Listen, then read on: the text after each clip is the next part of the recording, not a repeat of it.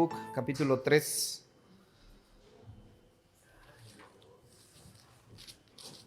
Versículos 17 al 19. Y hablábamos acerca del título de esta predicación, se llama Aún así confiaré. Y el profeta nos desafía a través de este poema, de esta oración narrada de forma poética,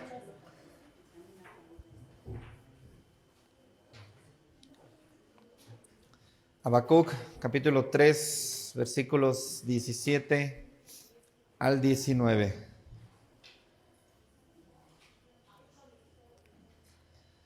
Aunque la higuera no florezca, ni en las vides haya frutos, aunque falte el producto del olivo, y los labrados no den mantenimiento, y las ovejas sean quitadas de la majada, y no haya vacas en los corrales, a pesar de todo eso, dice el profeta, yo me alegraré en Jehová y me gozaré en el Dios de mi salvación. Jehová es el Señor, es mi fortaleza, el cual hace mis pies como de ciervas y en mis alturas me hace andar. Amén. Hace 8 días iniciábamos esta serie y decíamos el título de esta predicación de hace 8 días, cuando la prueba nos sacude. Y veíamos el pasaje de Pedro cuando dice que nosotros debemos de alegrarnos cuando también seamos metidos en diversas pruebas. Es necesario ser afligidos en diversas pruebas. Y en este punto, amados hermanos, la prueba de nuestra fe, dice, es más preciosa que el oro mismo. Entonces debemos de dar gracias a Dios porque a veces es necesario que seamos metidos en el horno de la aflicción. A veces es necesario.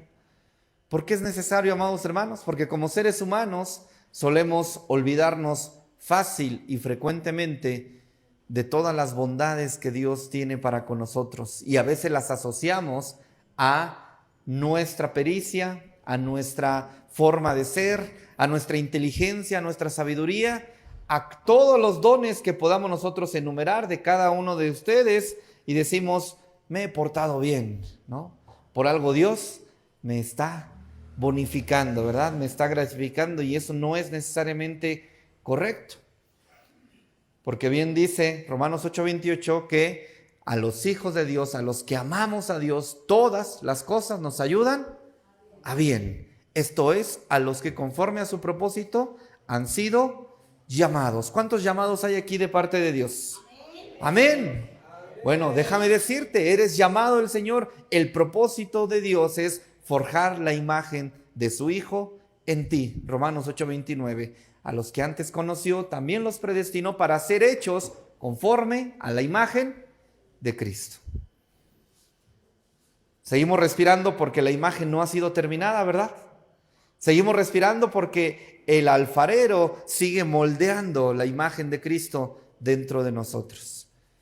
Entonces, esto no ha terminado, amados hermanos. Entonces, también veíamos que la prueba expone nuestra debilidad.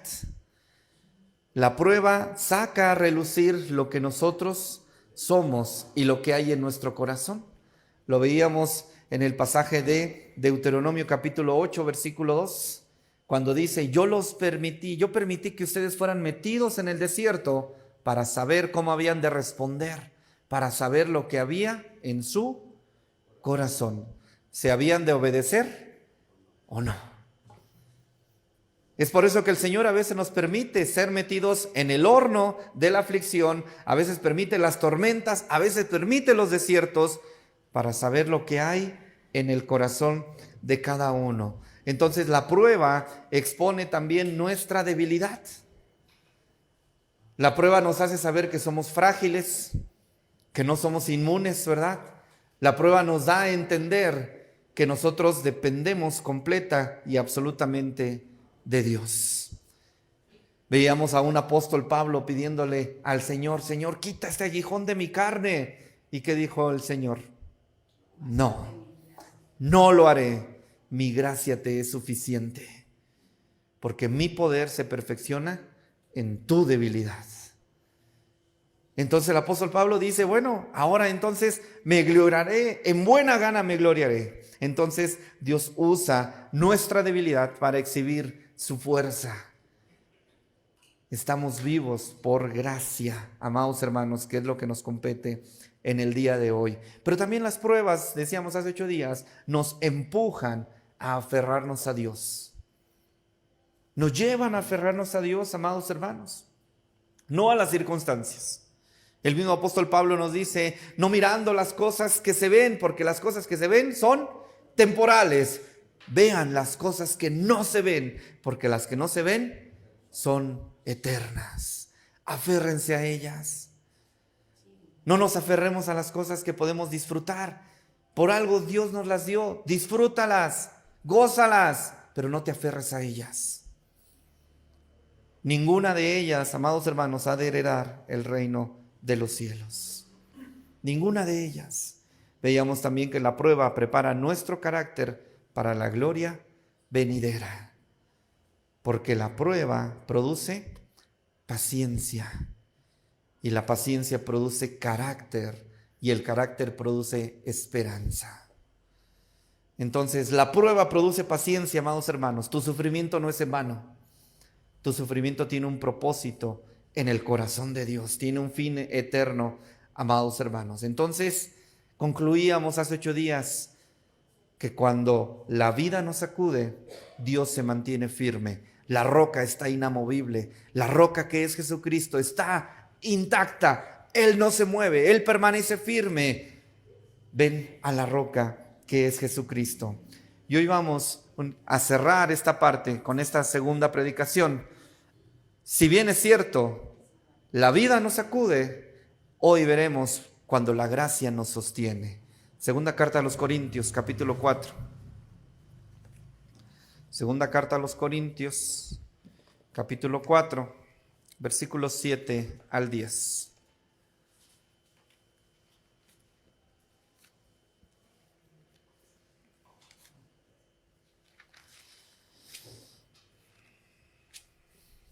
¿Ya estamos ahí? Segunda a los Corintios 4, 7 al 10.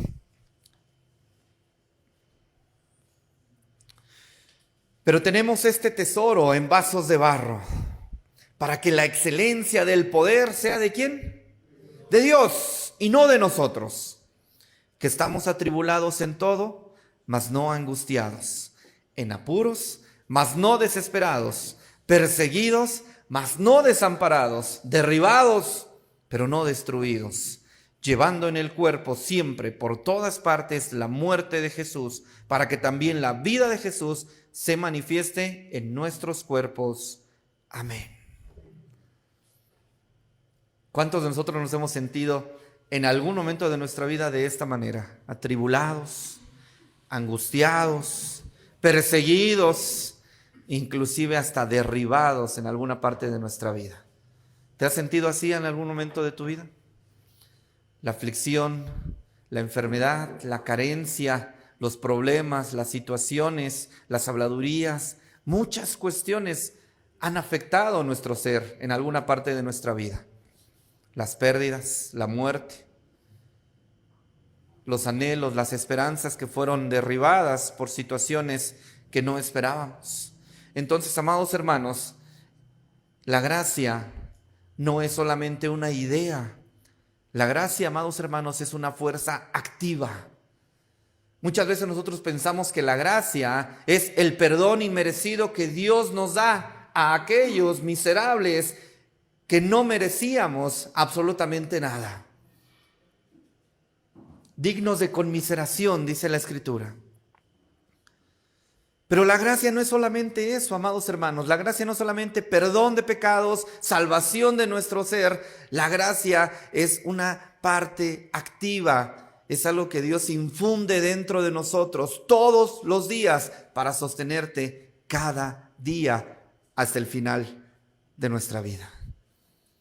La gracia es eso, amados hermanos. No solamente es una idea, no solamente es un concepto teológico, no solamente es algo que tú debes de agradecer por aquel que te ha salvado, sino la gracia es algo que nos infunde el Señor día con día, es una fuerza activa. Por eso el apóstol Pablo nos está describiendo estas palabras desde un sentido de yo lo sé. Por eso el salmista en el Salmo 119, verso 75 comienza en esta frase: yo sé que en tu misericordia, yo lo sé. ¿Cómo lo sabía el salmista? ¿Porque lo escuchó de alguien? ¿Porque lo leyó en algún punto? El salmista lo sabía porque él lo estaba viviendo, aún metido en las cuevas, perseguido por su hijo, deseándole la muerte. Aún metido en esa aflicción, el salmista sabía. Y el apóstol Pablo aquí también no nos está hablando desde una cátedra cómoda, no nos está hablando desde un sillón reposé describiendo estas cartas. Él estaba encadenado escribiendo la mayoría de sus cartas dirigidas a las iglesias. Él nos habla acerca desde la experiencia del quebranto. El apóstol Pablo no habla de la gracia como un concepto abstracto. Él nos habla de cómo el poder real de Dios actúa en la fragilidad humana. Porque, hermanos, somos frágiles, ¿verdad? Somos frágiles. Entonces, los creyentes no permanecen firmes por su fortaleza emocional, ni por su disciplina espiritual, ni por su temple moral. Ellos permanecen firmes porque la gracia de Dios nos sostiene activamente, amados hermanos. Su gracia nos sostiene de una manera activa. Los puritanos decían: no somos salvos por gracia una sola vez, vivimos por gracia todos los días. Vivimos por gracia todos los días, amados hermanos. Cada día vivimos por gracia. Entonces, Pablo nos recuerda algo esencial. Dios ha puesto un tesoro eterno en recipientes frágiles. ¿Para qué? Para que nadie confunda la fuente del poder. ¿De dónde proviene el poder para que nosotros podamos sostenernos cada día, amados hermanos? Del trono de la gracia. Del trono de la gracia es donde todos los días Dios infunde su poder en recipientes frágiles, en vasos de barro. Porque a veces nosotros, amados hermanos, solemos flaquear. Entonces, y aquí entra este segundo punto de esta predicación: la gracia nos sostiene incluso cuando tu fe flaquea. Marcos capítulo 9. Versículo 24. La gracia nos sostiene incluso cuando nuestra fe flaquea. El papá de un muchacho endemoniado viene solicitando ayuda. Verso 24. E inmediatamente el padre del muchacho clamó. ¿Cómo tú crees que haya sido este clamor? ¿Una plática entre amigos? ¿Una simple palabrería de decir: Señor, por favor? Cuando la Escritura habla acerca de aquí este clamor, inclusive puede haber levantado la voz, puede haber gritado, puede expresado esta desesperación: Señor, por favor. ¿Y qué le dijo el papá del muchacho al maestro? Creo. ¿Pero qué? Pero ayuda mi incredulidad. Este clamor no es una contradicción, amados hermanos. Este clamor no es algo que, oye, pero está diciendo que cree, pero acá dice que todavía no, o que no es suficiente. Esto no es una contradicción, es una confesión honesta. Y a veces nosotros debemos de ser honestos con el Señor. A veces por eso nuestras oraciones no son escuchadas, porque solamente hacemos oraciones como si fuéramos católicos todavía, apostólicos romanos, repitiendo oraciones. Y creemos que el Señor se va a gozar de mí porque ya recé mi Padre Nuestro, ¿verdad? Y ya leí el Salmo 23. Y para reforzarlo todavía es ponerle más punch, vamos a leer el Salmo 91. Ya con esto el Señor debe de estar agradecido conmigo. Bueno, déjame decirte, el Señor está esperando que tú seas franco, que tú seas sincero, que tú digas lo que realmente sientes, lo que realmente está pasando dentro de ti. Ayuda a mi incredulidad. No es una contradicción. Está confesando honestidad. Es una confesión honesta. ¿Por qué, amados hermanos? Porque la Biblia no maquilla la debilidad de los creyentes. La Escritura nos habla infinidad de veces de hombres quebrantados. Recuerden aún Elías, el profeta del fuego, huyendo al desierto deseando morir. Señor, quítame la vida. No soy mejor que mis padres.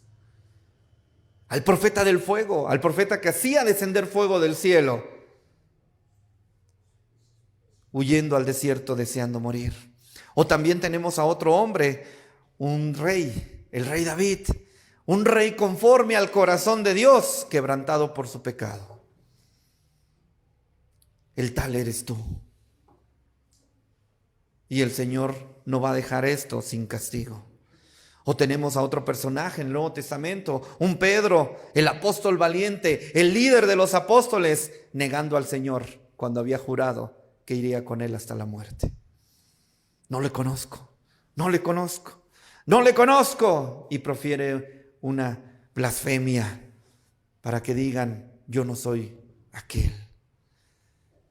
Ahora, y podemos hablar de miles de ejemplos en la Escritura.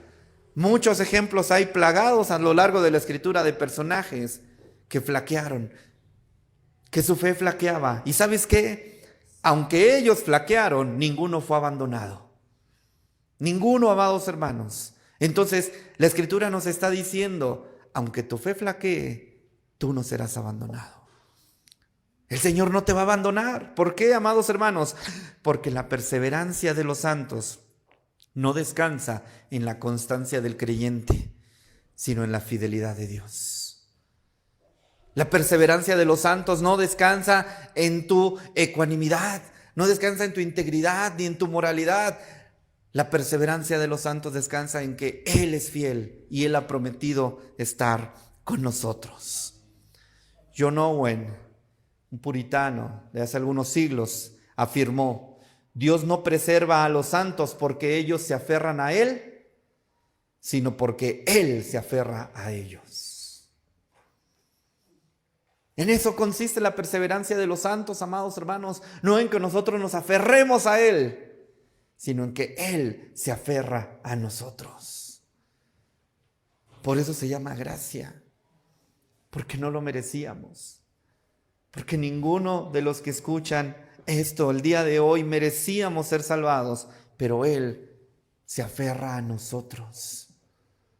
Entonces, en esto consiste, amados hermanos, nuestra fe. Es bien, es cierto que nuestra fe puede tambalearse, pero la gracia no tiembla. La gracia se mantiene firme. Tu fe puede ser pequeña, pero el objeto de tu fe es inamovible, es infinitamente grande. El objeto de tu fe no se mueve ni un centímetro, aunque tu fe pueda ser pequeña. Entonces, amados hermanos, todos estos personajes que eran grandes hombres de Dios, que eran grandes hombres de fe, que inclusive eran capaces de hacer descender fuego del cielo, ganar, destruir a sus enemigos, ir inclusive caminar sobre las aguas. Estos grandes hombres de fe, amados hermanos, la gracia los sostuvo todos los días de su vida. Y esto no es indistinto para nosotros, amados hermanos. Posiblemente tú no hagas descender fuego del cielo, ¿verdad? Posiblemente no caminemos sobre las aguas. Pero déjame decirte que cada día de tu caminar, el Señor te ha sostenido a pesar de ti. A pesar de que a veces nuestra fe flaquea. Entonces, la perseverancia de los santos, amados hermanos, es una doctrina profundamente consoladora. Los santos perseveran porque Dios los preserva. Tú perseveras porque Dios te preserva. Tú te mantienes, tú estás, tú continúas y seguirás estando y continuarás hasta que el Señor termine la obra y diga: se acabó, he terminado, el último cincelado ha dado y nos tocará bajar. al sepulcro para esperar solamente el sonido de la trompeta y poder despertar una vez más y ver a quién, al Rey de Reyes y al Señor de Señores. Tercer apartado, la gracia nos recuerda que no caminamos solos. Isaías capítulo 41.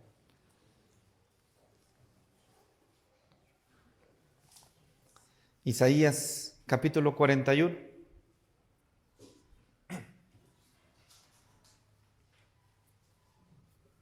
Versículo 10.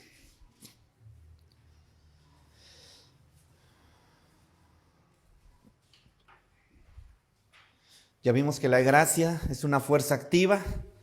Ya vimos que la gracia nos sostiene aun cuando flaqueamos. Ahora veremos que la gracia nos recuerda que no caminamos solos. Versículo 10, Isaías 41. No temas, ¿por qué? Porque yo estoy contigo. No desmayes, porque yo soy tu Dios que te esfuerzo. Siempre te ayudaré, siempre te sustentaré con la diestra de mi justicia. Amén. Ese es el Dios de nuestra salvación. Ese es el Dios que adoramos. Ese es el Dios que siempre ha estado con nosotros desde antes de la fundación del mundo. Nosotros estábamos en los planes de Dios, nos materializamos cuando fuimos concebidos en el vientre de nuestra madre. Inclusive los salmos dicen, cuando yo era un embrión, tu vista ya estaba puesta en mí. Amados hermanos, Él nos ha sostenido, Él nos sostendrá. No caminamos solos, amados hermanos. La gracia no es solo gracia perdonadora. La gracia también nos acompaña todos los días, amados hermanos. Dios no solamente es un espectador que está en su trono viendo a ver cómo nos destrozamos, a ver en qué nos equivocamos. No, Dios no es distante del sufrimiento humano, porque Él nos dice, yo estoy contigo, yo te fortaleceré, yo te sostendré, yo te tomaré con la diestra de mi justicia. Yo estaré contigo. Por eso dice el versículo 13 de este mismo capítulo, porque yo soy Jehová tu Dios, quien te sostiene de tu mano derecha y te dice, no temas, yo te ayudo. Su gracia nos es suficiente, amada iglesia. Su gracia es suficiente para todos y cada uno de nosotros. Su gracia es única. Su gracia nos infunde valentía en medio del temor. Porque posiblemente muchos de nosotros decimos, no tengo temor. Pero a veces nos desesperamos. A veces la impaciencia nos da una mala jugada, ¿verdad? Y la impaciencia y el enojo, amados hermanos, estas dos cuestiones, la impaciencia y el enojo, sacan a relucir que hemos dejado de confiar en Dios. Tenemos a un Abraham impaciente, que él seguía esperando, pero la mujer no. Y la mujer se impacientaba y diciendo, bueno, yo estoy envejeciendo y no llega la promesa. Han pasado muchos años desde aquella promesa y no llega. Y se impacienta y le dice a su esposo, ve y toma mi sierva, por favor. Posiblemente ese sea el camino. Y esa impaciencia la seguimos pagando hasta el día de hoy con el conflicto en Israel y Palestina. Amados hermanos, nuestra impaciencia y nuestro enojo revelan que hemos dejado de confiar en Dios. Entonces, Él nos ha prometido, yo estoy contigo, yo te fortaleceré, yo te sostendré, yo te tomaré de la mano. Tienes que confiar, porque yo soy Jehová tu Dios, quien te sostiene por tu mano derecha y te digo, no temas, yo estoy contigo. Martin Lloyd Jones decía, la mayor bendición del Evangelio no es lo que Dios nos da, sino que Dios se nos da a sí mismo. Él vino, amados hermanos, Él se encarnó, Él dejó su trono de gloria, vino, se humanizó y respiró el mismo aire que nosotros. Respiró el mismo polvo que nosotros respiramos. Sufrió lo mismo que tú sufres. Vivió lo mismo que tú vives. ¿Y sabes qué? Bien lo dice la carta a los Hebreos. No tenemos un sumo sacerdote que no pueda compadecerse de nosotros, amados hermanos. Él entendió perfectamente al momento de humanizarse cómo nosotros somos afligidos y lo vivió en carne propia. Y no solamente lo vivió en carne propia, amados hermanos, Él lo sufrió hasta el punto de dar su vida por cada uno de nosotros. Por eso dice este pensamiento, la mayor bendición del Evangelio no es lo que Dios nos da, sino que Dios se dio a sí mismo. Y esto es, amados hermanos, por pura gracia. Entonces la presencia de Dios no siempre va a quitar la tormenta, pero sí quitará el temor. No va a eliminar el dolor, pero nunca te va a abandonar. Entonces, amados hermanos, debemos de dar gracias a Dios porque Él siempre está con nosotros a pesar de las situaciones. Entonces, la gracia convierte la soledad en comunión. Y por eso nosotros somos iglesia, ¿verdad? Una iglesia, amados hermanos, en la cual nosotros conocemos que Dios es suficiente, que Dios es fiel, porque a partir de nosotros como emisarios, nosotros somos las manos, los brazos extensivos del Señor cuando estamos en aflicción. No te apartes, no te aísles. Siguiente apartado. La gracia asegura que la prueba tiene límites puestos por Dios. Primera a los Corintios, capítulo 10. A veces nosotros decimos, ya no puedo, ya no creo soportar más. Salí de Guatemala, entro a Guatepeor, ya no creo soportar más. Ya de verdad, si solamente falta únicamente que venga, ¿verdad?, otra aflicción y yo ya estaré colapsado, ya no aguanto más. Bueno, déjame decirte, Él ha puesto límites a las pruebas. 1 Corintios 10:13. Dice el apóstol Pablo, no nos ha sobrevenido ninguna tentación que no sea humana. Pero fiel es ¿quién? Es Dios, que no os dejará ser tentados más de lo que podéis resistir, sino que dará también juntamente con la tentación la salida. ¿Para qué? Para que podáis soportar. Amén. La gracia nos asegura que la prueba tiene límites puestos por Dios, amados hermanos. Él ha puesto las cercas para que sus ovejas no salgan de ahí. Entonces, nada en la vida del creyente es algo caótico. Nada en la vida del creyente es un desastre, porque nada escapa de la soberanía divina de Dios. Muchas veces nosotros pensamos o aseguramos, a veces imaginamos, anhelamos con esperanza diciendo, yo quiero tener esto, quiero tener aquello. Me acaban de contratar y posiblemente con este sueldo ahora sí pueda pagar esto, y nos endeudamos. Y a veces la empresa tal vez no quisiera corrernos, pero llega una crisis económica y mundial, tal vez como la que tal vez algunos de nosotros sufrimos en 2008. Y nos mandaban llamar y nos decían, no quisiéramos, pero tenemos que. Y toda esa deuda que adquirimos, o todo eso que nosotros ya planeábamos, se viene abajo, amados hermanos. O a veces es, algo está pasando dentro de mí, no estoy bien, ¿no? Y más los hombres que tenemos miedo a ir al doctor, ¿verdad?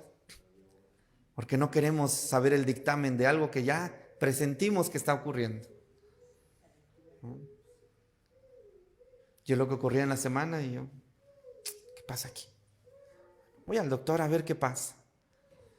Señor, tiene este padecimiento y tiene que ser operable. Chas.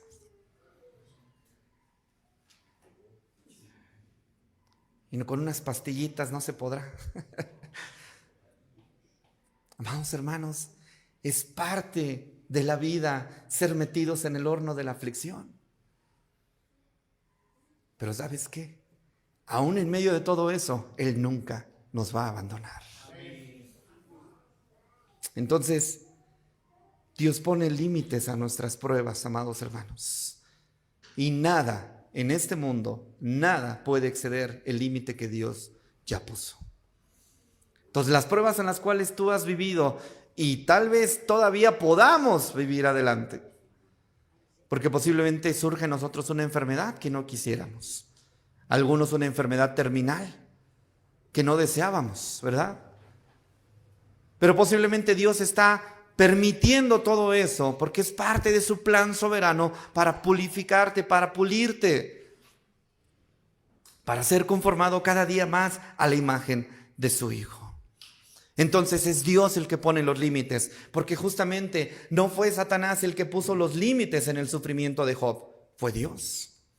No fue el faraón quien determinó el final del exilio, fue Dios. Es Dios, amados hermanos. Y como dice Hechos capítulo 2, versículos 22 y 23, no fueron los enemigos los que decidieron la cruz, fue Dios. No fueron los romanos, no fueron los judíos, fue Dios el que decidió, el que definió este límite. El límite de la cruz fue definida por el Señor. Jonathan Edwards nos dice: nada ocurre fuera del consejo eterno de Dios, ni siquiera aquello que nos hiere profundamente. Nada, amados hermanos, está fuera de la soberanía de Dios. El Señor lo ha determinado. En el consejo eterno de Dios, Él ha facultado al dolor, a la aflicción, para que nosotros seamos metidos a veces en esas situaciones para ser purificados. Entonces la gracia nos recuerda que hay límites en nuestras aflicciones. Entonces, amados hermanos, la prueba tiene medida, pero también tiene duración, pero también tiene un propósito. Y debemos de dar gracias a Dios por ello. Y el propósito de Dios no es destruirnos, es conformarnos cada día más a la imagen de Cristo. Cada que te sientas afligido, cada que te sientas destruido, inclusive, como dice el apóstol Pablo, cada que te sientas así, debes de decir: estoy siendo conformado cada día más a su imagen. Estoy siendo pulido, estoy siendo purificado, amados hermanos. Siguiente apartado: la gracia nos lleva a descansar, no a resistir en nuestra propia fuerza. Mateo capítulo 11. La gracia nos lleva a descansar, amados hermanos. Mateo capítulo 11, versículos 28 al 30. Y estamos casi por terminar.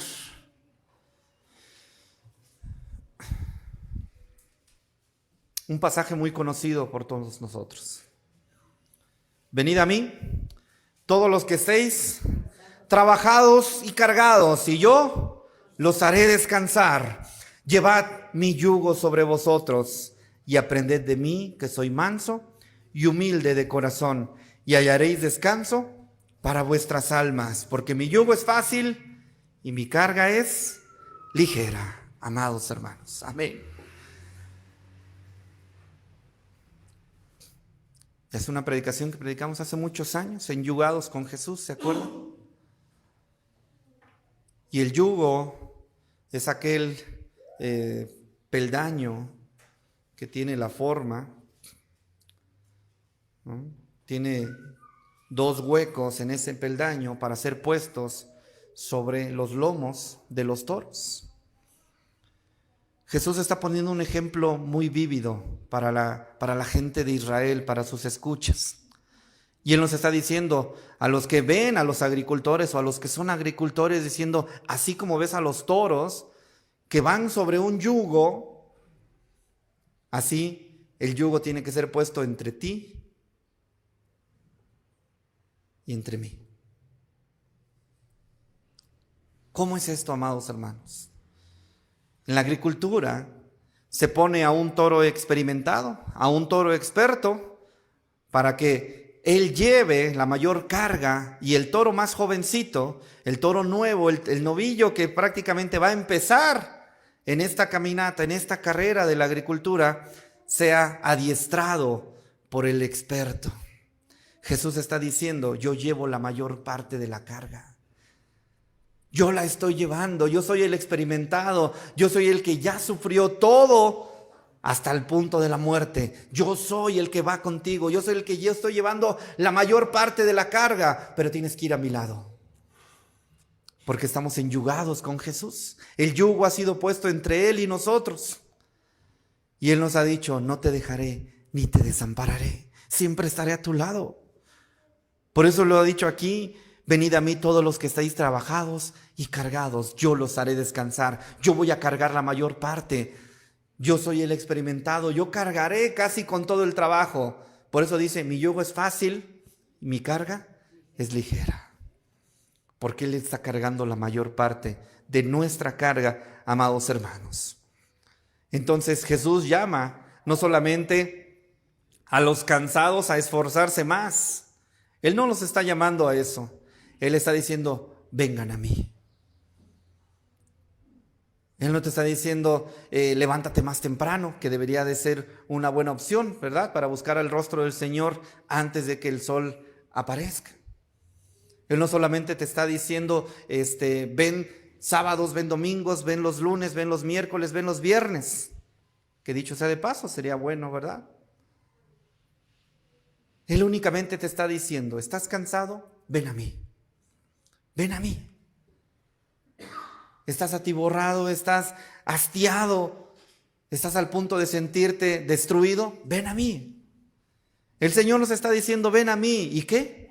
Y yo te haré descansar. ¿Por qué? Porque mi yugo es fácil. Y esta expresión nos está diciendo, tú no lo estás cargando solo. Tú tampoco estás luchando solo, pero al mismo tiempo no estás caminando solo. Eso significa el Señor. Mi yugo es fácil y ligera es mi carga. No lo cargas solo, no luchas solo y no caminas solo. El Señor está contigo. Entonces, amados hermanos, esto no es un descanso en un sentido de pasividad. El Señor no está diciéndote que Él va a llevar absolutamente todas las cargas, sino Él está diciendo, yo te ayudaré a cargarlas contigo. Inclusive yo voy a llevar la mayor parte de la carga, pero ven a mí. Entonces, no es un descanso en una pasividad, es un descanso en una confianza activa. Tú vas enyugado con el Maestro y tú vas caminando. Y tú sigues laborando, y tú sigues labrando, y tú sigues en esta tierra enyugado con Jesús. Y Él no te desamparará y no te dejará. No caminas solo, no luchas solo, no cargas solo, amada iglesia. Thomas Watson decía, el creyente obedece no para ser aceptado, sino porque ya ha sido aceptado. Nosotros seguimos caminando, no para alcanzar quizá algo. No, amados hermanos, en el momento que Él pone el yugo sobre de ti, Él va contigo. En el momento que Él ha puesto este yugo es inseparable. No hay nada que pueda separarnos de su amor. Porque bien lo ha dicho el Maestro, todas las ovejas que el Padre pone en mi mano, ninguna de ellas se perderá. Último apartado, Filipenses capítulo 1, versículo 6. La gracia que comenzó la obra, ¿qué crees que va a pasar? La terminará. Si Él ha comenzado la obra dentro de ti, créeme, Él es fiel y Él lo ha dicho, yo la terminaré. Filipenses 1:6. Estando persuadido de esto, que el que comenzó en vosotros la buena obra, la perfeccionará ¿hasta cuándo? Hasta el día de Jesucristo. Amén. Estamos confiados en esto, amados hermanos, que aquel que ha comenzado la buena obra en nosotros, Él es fiel. Y Él nos ha dicho, no descansaré hasta terminar mi obra en ustedes. Entonces, amados hermanos, la gracia que te llamó, la gracia que te justificó, la gracia que te dio regeneración, es la misma gracia que te sostiene, es la misma gracia que te guarda y es la misma gracia que te llevará hasta el final. Esa misma gracia que te salvó es la misma que te perseverará hasta el final de tus días, amados hermanos. No estamos confiando en nuestra constancia, sino estamos confiando en su fidelidad.